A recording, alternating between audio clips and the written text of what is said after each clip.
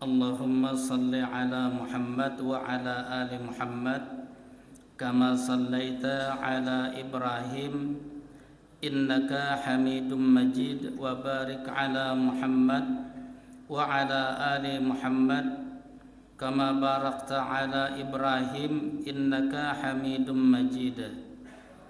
Amma ba'du, usikum wa nafsi bitaqwallah faqad fazal muttaqun. Bapak-bapak dan ibu-ibu yang dimuliakan Allah, marilah kita bersyukur kepada Allah Subhanahu wa ta'ala yang dengan rahmatnya telah memberi kita hujan, dan mudah-mudahan dengan syukur kita, hujan yang diturunkan Allah tidak menyebabkan bencana lain kepada kita semua. Amin ya rabbal alamin. Hadirin yang dimuliakan Allah, melanjutkan muzakarah kita yang lalu bahwa tujuan dari kita ditugasi Allah di bumi ini adalah untuk taat kepada Allah Subhanahu wa ta'ala. Dan karena kita tidak pernah berjumpa dengan Rasul, tidak pernah berjumpa dengan sahabat, sehingga untuk ketaatan tersebut kita hanya bisa melihat dari ayat-ayat Al-Quran, dari hadis-hadis Rasul Sallallahu Alaihi Wasallam. Dan ternyata untuk mentaati Allah dan Rasulnya melalui ayat-ayat Al-Quran maupun hadis-hadis Rasul Sallallahu Alaihi Wasallam bukanlah urusan yang gampang, karena Al-Quran dan hadis Rasul memakai bahasa Arab yang bahasanya begitu luar biasa sehingga orang Arab sendiri masih kesulitan. Karena itu, agar kita tetap bisa taat kepada Allah dan kepada Rasul sesuai dengan firman-firman Allah dan sabda-sabda Rasul, maka seperti yang ulun sampaikan pada muzakarah kita yang lalu, ulun menawarkan kita ikut tarjih. Kenapa ulun menawarkan kita ikut tarjih? Karena tarjih di dalam menawarkan pendapatnya selalu berusaha untuk mendapatkan kebenaran yang paling tinggi. Dan untuk itu tarjih tidak mau memakai satu ayat saja atau satu hadis saja, tetapi apa ayat yang terkait dengan masalah tersebut dan hadis-hadis yang terkait dengan masalah tersebut selalu diambil, ditelaah, dipelajari.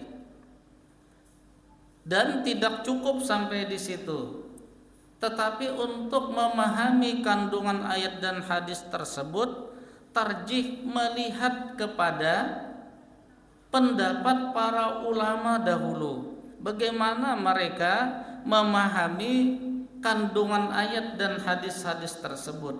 Sehingga dengan upaya itu tarjih berharap apa yang mereka dapatkan dari pengajian terhadap ayat-ayat dan hadis-hadis itu bisa mendekati ketaatan yang setaat-taatnya.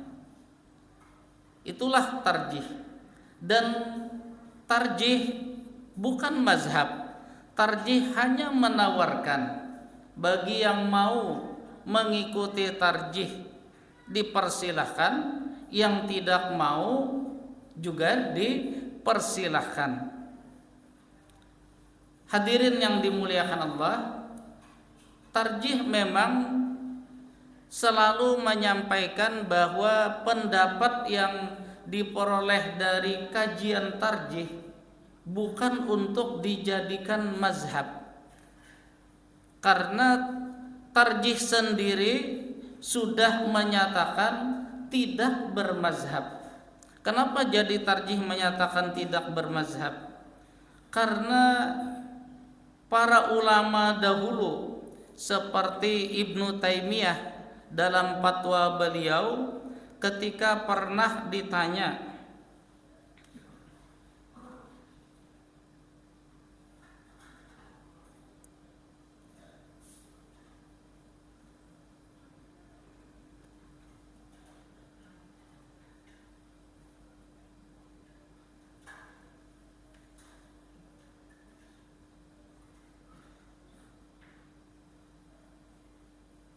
pertanyaannya itu apakah ada keharusan di dalam syariat Islam orang memilih salah satu mazhab, seperti ada beberapa ulama dahulu yang mengatakan seperti itu. Lalu oleh Ibnu Taimiyah dijawab bahwa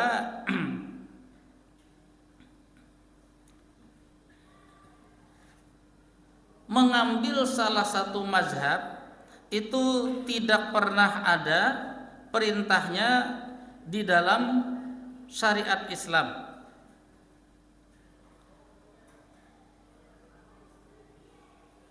Jadi karena tidak pernah ada, maka menurut Ibnu Taimiyah adanya mazhab itu sebagai tambahan wawasan bagi kita untuk bisa ittiba. Karena untuk taat kita sekarang yang dikatakan dan disepakati para ulama dahulu adalah ittiba, dan ittiba itu mengikuti suatu pendapat dengan mengetahui apa dasar pendapat tersebut, baik ayat-ayat maupun hadis-hadis dan sebagainya. Kalau tidak seperti itu, maka orang disebut taklid, dan para ulama sepakat untuk taat orang tidak boleh taklid. Jadi yang namanya ketaatan itu bukan taklid. Taklid itu mengikuti juga, tetapi tidak tahu yang diikuti ini ketika melakukan suatu ibadah apa dasar dia melakukan ibadah itu. Ayatnya apa, hadisnya apa, dia tidak tahu.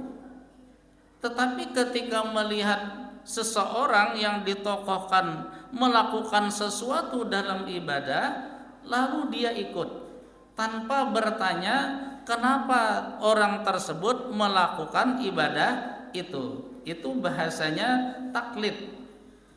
Dan taklid tadi disepakati para ulama hukumnya tidak boleh. Yang boleh hanya ittiba. Nah, karena itulah maka menurut Ibnu Taimiyah yang namanya mazhab itu bukan untuk ditaklid, tetapi untuk diketahui kenapa mereka mengatakan cara taat dalam suatu ibadah seperti itu. Dan mereka mengatakan sesuatu tersebut berdasarkan kepada petunjuk-petunjuk Al-Quran dan hadis Rasul Sallallahu Alaihi Wasallam. Umpamanya sebagai contoh,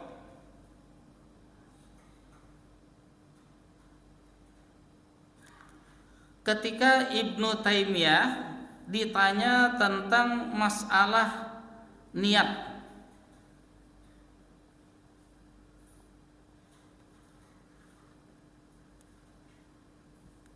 karena kita tahu semua bahwa Rasul Sallallahu Alaihi Wasallam mensyaratkan adanya niat dalam setiap ibadah yang dilakukan melalui sabda beliau, kalau Rasulullah Sallallahu Alaihi Wasallam, innamal a'malu bin niyat, sesungguhnya setiap perbuatan itu harus ada niat. Wa innama likulli imri'in manawa, karena nanti balasan ibadah yang dia lakukan itu akan sesuai dengan niatnya apa.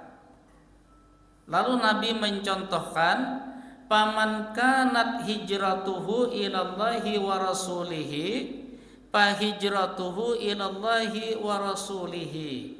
Siapa yang niat hijrahnya ke Madinah karena mentaati perintah Allah dan Rasulnya, maka dia akan mendapatkan balasan hijrahnya itu dari Allah dan Rasulnya. Wa man kanat hijratuhu ila dunya yuhibbuha au imra'atin yankihuha fa hijratuhu ila ma hajara ilaihi. Sebaliknya, siapa yang niat hijrahnya ke Madinah supaya bisa mendapatkan kenyamanan dunia yang dia sukai, atau niatnya itu karena akan menikahi seorang wanita, maka dia hanya mendapatkan balasan dari hijrahnya sampai di situ saja. Artinya tidak mendapatkan apa-apa dari Allah Subhanahu wa taala. Nabi menyampaikan hadis ini karena memang ada sebabnya. Ketika Nabi dan para sahabat sudah tiba di Madinah, tidak berapa lama kemudian ada seorang sahabat yang ikut hijrah kawin di Madinah. Lalu para sahabat yang lain bercerita kepada Rasul bahwa dia kawin di Madinah itu karena wanita tadi sudah hijrah duluan. Supaya tetap bisa mengawini wanita itu, dia juga akhirnya ikut hijrah. Maka mendengar cerita itulah Nabi kemudian menyampaikan hadis tadi, supaya maksud beliau, kita umat beliau ini betul-betul memahami tentang niat itu.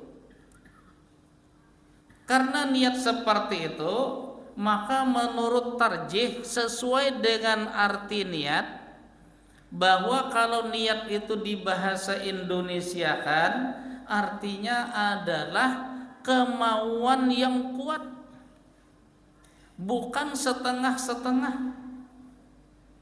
Kayak orang Banjar, Pak, besok kami undang ke Saruan, insya Allah ya. Nah, itu sudah ketahuan di Banjarmasin ini. Kalau insya Allahnya itu berarti koler. Cuma supaya manis memakai bahasa syariat, insya Allah lah ya. Jadi insya Allahnya saja sudah tidak mantap.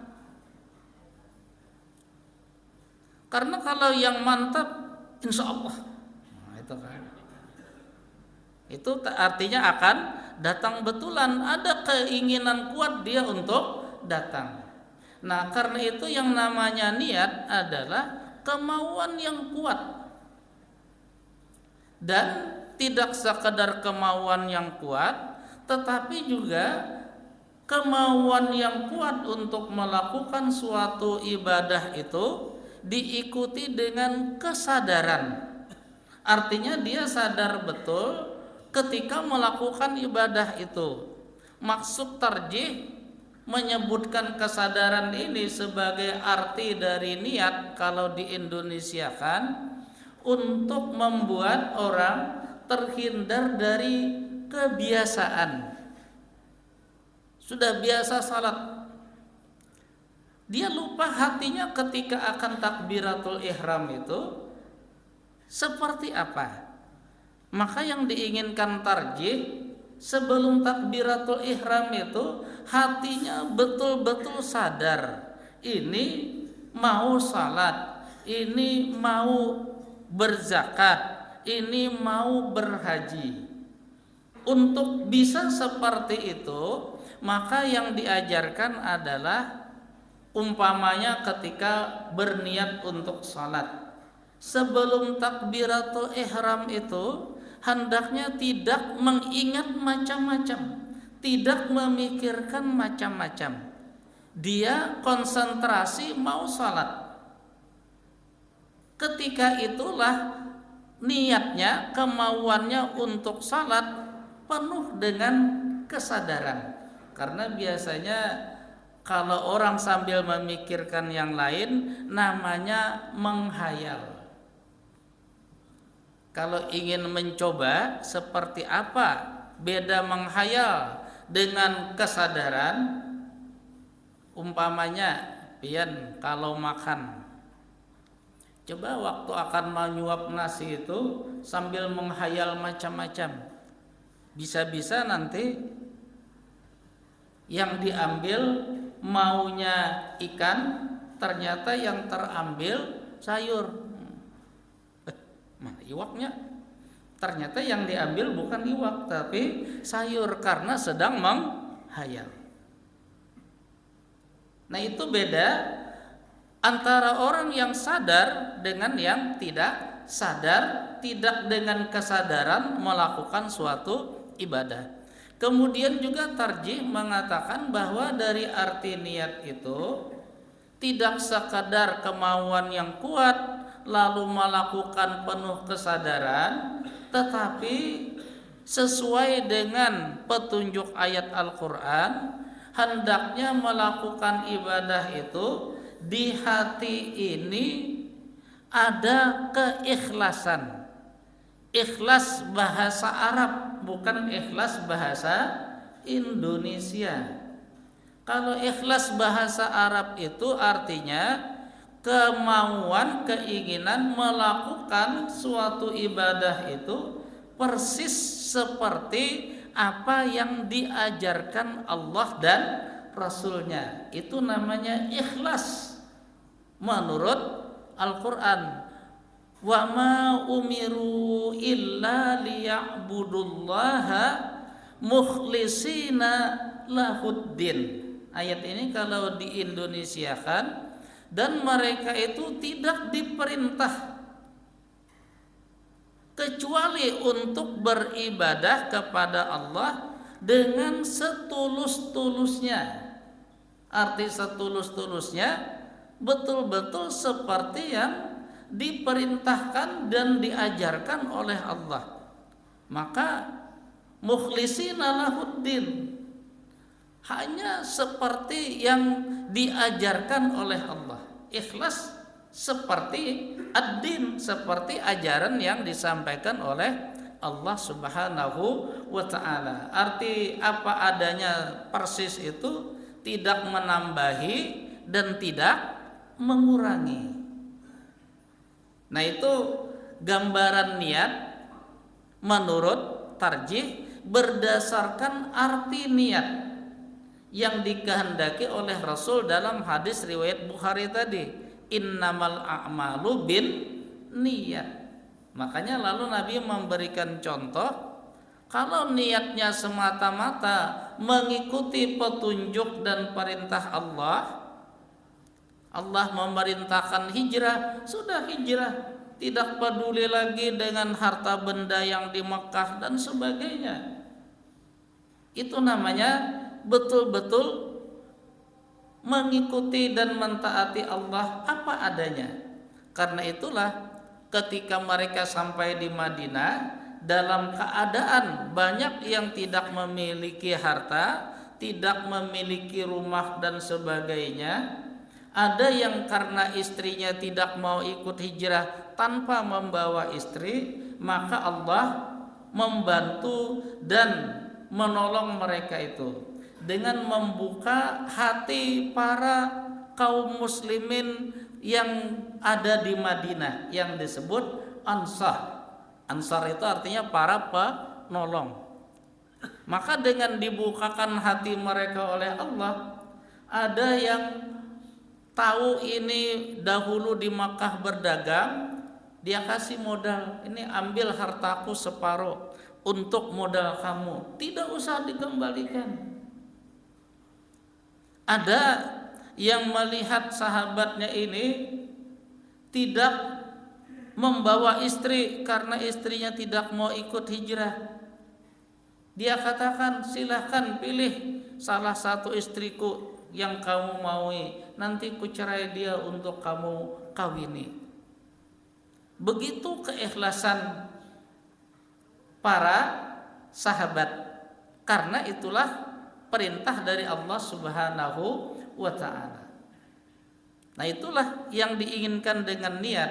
Jadi dengan apa yang dimaksud oleh tarjih ini, orang hendaknya ketika berniat itu betul-betul kemauannya kuat, dia melakukan ibadah itu penuh kesadaran, dan dia melakukannya semata-mata mentaati Allah sesuai dengan perintah, tidak menambahi dan tidak mengurangi.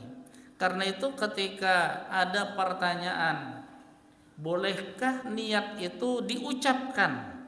Bahasa fikihnya itu talaffuz, lapas. Lapas itu artinya diucapkan. Maka menurut tarjih, karena kemauan itu letaknya di hati, bukan di mulut. Orang kalau berkata makan, itu bukan karena dia mau makan, tapi itu adalah permintaan supaya orang tuanya menyiapkan makan untuk dia. Kenapa jadi minta disiapkan? Karena dia tidak mampu. Dan dia kenapa mengatakan itu? Karena di hatinya ada keinginan yang kuat untuk makan. Jadi talapus, pengucapan itu bukan niat. Karena menurut tarjih, niat itu letaknya di hati, bukan di mulut. Karena itu yang paling penting adalah supaya ketika akan melakukan suatu ibadah, hati ini betul-betul punya kemauan yang kuat, tidak setengah-setengah seperti tadi, insya Allah lah ya. Tetapi betul-betul hatinya mau, wah insya Allah, terima kasih, alhamdulillah, mudah-mudahan dapat barakah. Itu datang itu, kecuali ada halangan mendadak. Tapi kemauan dia untuk datang sangat kuat. Itu masalah pengucapan niat. Oleh sebab itu juga menurut Ibnu Taimiyah bahwa pengucapan niat itu pertama menurut para ulama mazhab, Ibnu Taimiyah mengatakan para ulama mazhab itu termasuk Abu Hanifah, Imam Malik, Imam Asy-Syafi'i, Imam Ahmad, tidak ada satupun dari keempat mazhab ini yang mengatakan niat itu boleh diucapkan. Yang ada itu menurut Ibnu Taimiyah adalah bahwa beberapa murid Syafi'i yang jauh sesudah wafatnya Imam Asy-Syafi'i itu yang berpendapat, jadi bukan Imam Asy-Syafi'i, tapi murid-muridnya, dan muridnya itu jauh sesudah meninggalnya Imam Asy-Syafi'i. Mereka yang mengatakan bahwa bagus saja kalau niat itu diucapkan. Jadi ini pendapat dari murid-murid Imam Asy-Syafi'i yang jauh sesudah Imam Asy-Syafi'i meninggal dunia.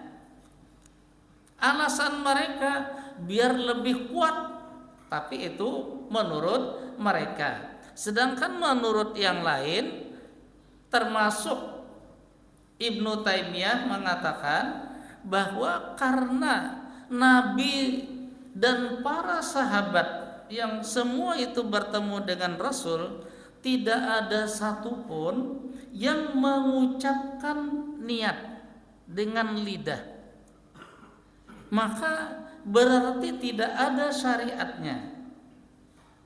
Artinya itu bukan bagian dari ketaatan kepada Allah dan Rasulnya. Karena Nabi sendiri dan para sahabat tidak ada yang mengucapkan niat. Nawaitu sauma gadin, itu tidak ada. Padahal andai kata pengucapan niat itu, ini alasan Ibnu Taimiyah, andai kata pengucapan niat itu adalah harus dilakukan, maka pasti Nabi tidak pernah tidak melakukannya. Jadi karena itu menurut Ibnu Taimiyah, ketika Nabi tidak melakukan, ini adalah sebagai petunjuk dari Allah bahwa Allah tidak ada memerintahkan pengucapan niat. Karena Nabi kalau diperintahkan pasti akan melakukan. Sebaliknya kalau Nabi tidak melakukan, berarti tidak ada perintah dari Allah Subhanahu wa ta'ala. Karena itu maka tarjih juga mengikuti aturan seperti ini, pendapat-pendapat ini. Alasan pertama, bahwa kalau kita ingin mentaati Rasul, maka ketika Rasul tidak melakukan, sebaiknya tidak dilakukan. Karena bukan ketaatan, wong tidak disuruh. Kenapa dilakukan? Nah, begitu bahasa tarjih. Ada bahasa yang bagus dari Ibnu Taimiyah bahwa pengucapan niat itu sebetulnya selain tidak ada tuntunan dari Rasul, juga yang membuat tidak masuk akal pengucapan niat itu, beliau Ibnu Taimiyah mencontohkan begini. Adakah, kata beliau, orang ketika akan makan lalu dia berniat dengan mengucapkan, aku meletakkan tanganku di atas nasi dan lauk pauknya, lalu nasi di tangan itu kubawa ke mulut, kemudian kumasukkan ke mulut dan kukunya lalu kutelan. Pasti tidak ada. Kalau ada orang seperti itu, mungkin yang di samping-sampingnya akan tertawa, kata beliau, karena terasa aneh. Berarti kalau yang seperti itu menurut akal manusia saja terasa aneh, bagaimana kalau orang melakukannya untuk ibadah-ibadah yang lain?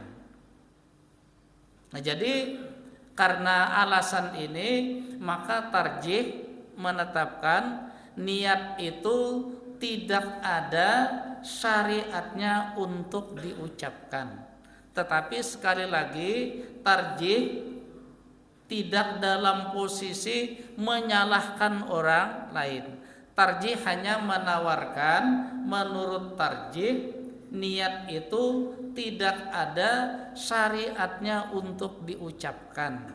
Mau ikut tarjih silahkan, alasannya seperti itu tadi.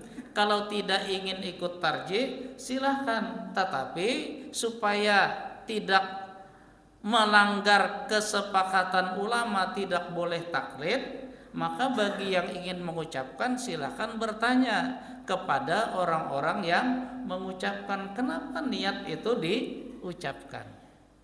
Nah, itulah tarjih. Jadi sekali lagi, tarjih tidak membentuk mazhab. Orang boleh berkata, aku ikut tarjih karena alasannya begini. Tapi kalau pokoknya aku ikut tarjih karena aku Muhammadiyah, itu namanya taklid, dan itu tidak boleh. Nah, hadirin yang dimuliakan Allah, ini dalam masalah niat. Jadi seperti itulah perdebatan para ulama, sehingga kita bisa dengan melihat dan mengetahui perdebatan ini untuk mengikuti mana yang bisa kita ikuti. Termasuk seperti pengucapan salam. Kenapa tarjih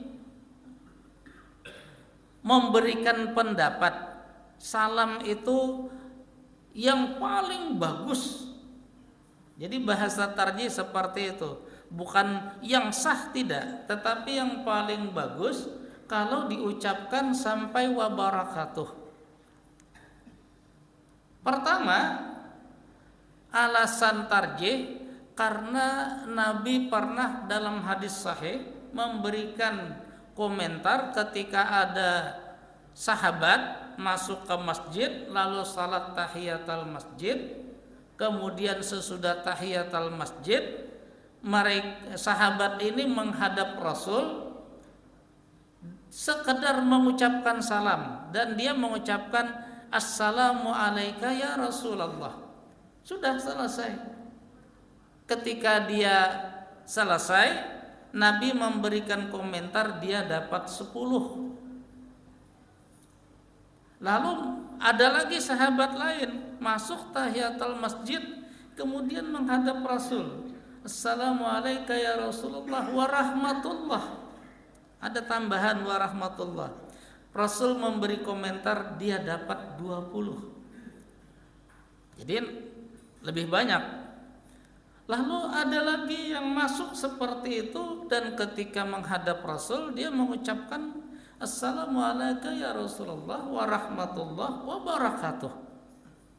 Maka Nabi memberikan komentar dia dapat 30. Artinya menurut tuntunan Nabi ini, kalau kita mengucapkan salam assalamualaikum warahmatullahi wabarakatuh, baik dengan lidah maupun di SMS yang ulun kadang-kadang mau ketawa juga, ada orang ASSWRWB.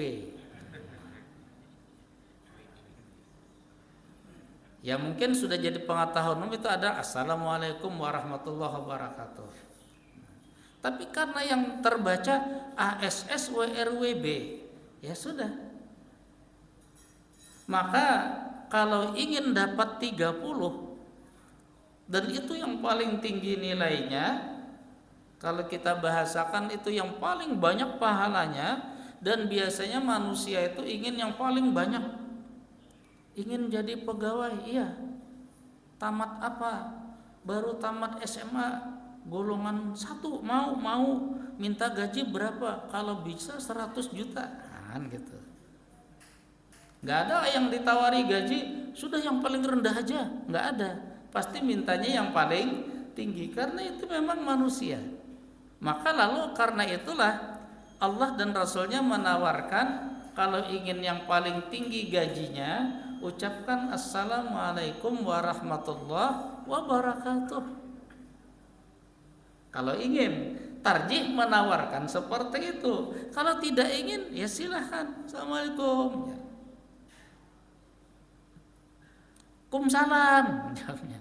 Wah itu lucu lagi tuh. Barangkali sahabat geli tertawa. Ini salam siapa ini? Assalamualaikum, kumsalam. Padahal kalau menurut bahasa Arabnya menjawab salam assalamualaikum wa alaikum salam saja tidak sesuai dengan syariat. Karena yang sesuai dengan syariat itu wa alaikumus salam. Kenapa jadi wa alaikumus? Karena ucapan salam itu diawali dari assalamu, bukan salamu, bukan, tapi assalamu, ada alif lamnya. Berarti kalau dijawab wa alaikumus salam warahmatullahi wabarakatuh. Nah itulah tarjih. Karenanya sekali lagi ulun mengajak dan menawarkan tarjih yang bagus untuk diikuti, karena tarjih berusaha mencarikan ketaatan yang setaat-taatnya. Kalau diukur pahala, yang pahalanya sebanyak-banyaknya. Tapi sekali lagi silahkan, tarjih bukan mazhab. Mau ikut yang terbaik silahkan, mau ikut yang lain juga silahkan. Hadirin yang dimuliakan Allah, ini 2 contoh tentang bagaimana para ulama dahulu membicarakannya dan bagaimana tarjih mengambil dari apa yang ada dalam perbincangan para ulama itu. Mudah-mudahan kita setidak-tidaknya bisa mentaati Allah dan Rasulnya dengan setaat-taatnya. Karena kalau kita bisa seperti itu, berarti kita telah menolong diri kita dari beban di akhirat nanti sejak masuk kubur sampai dengan selesainya hisab yang pasti akan kita jalani masing-masing di akhirat nanti. Mudah-mudahan ini menolong kita masuk ke dalam surga Allah Subhanahu wa taala. Salah dan khilaf mohon dimaafkan. Subhanakallahumma wa bihamdika asyhadu an la ilaha illa anta astaghfiruka wa atubu ilaik. Assalamualaikum warahmatullahi wabarakatuh.